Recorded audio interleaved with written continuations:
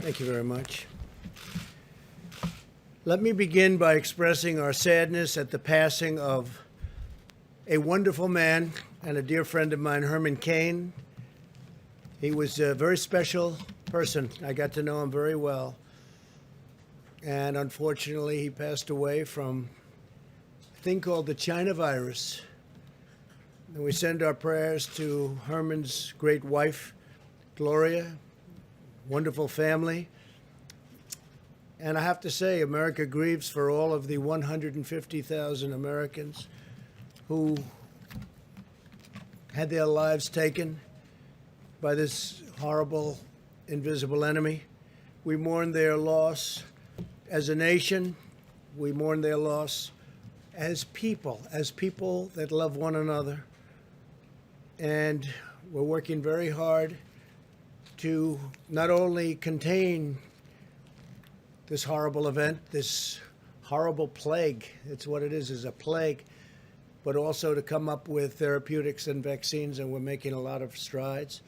All over the world, they're having tremendous problems. A resurgence has taken place in many countries that people thought were doing well.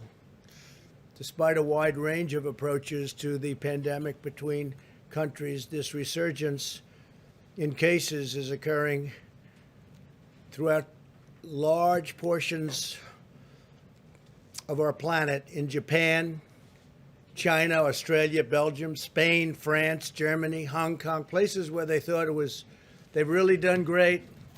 It came back, and in a couple of cases came back very strongly.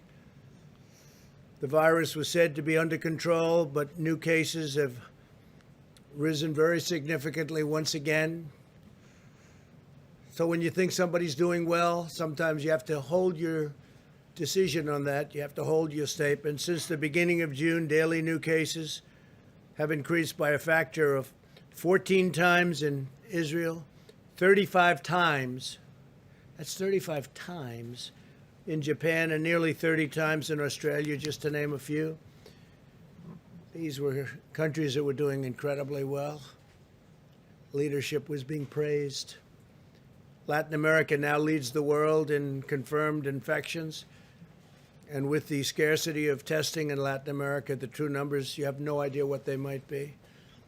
And I can say scarcity of testing almost anywhere except for our country. This disease is highly contagious and presents unique challenges to our border states. Meanwhile, states like California, Washington State, Maryland, Virginia, Nevada, Illinois, Oregon, and many others, they were thought to be doing well, and they had a big resurgence and were hit very hard. And governors that were extremely popular are not so popular anymore.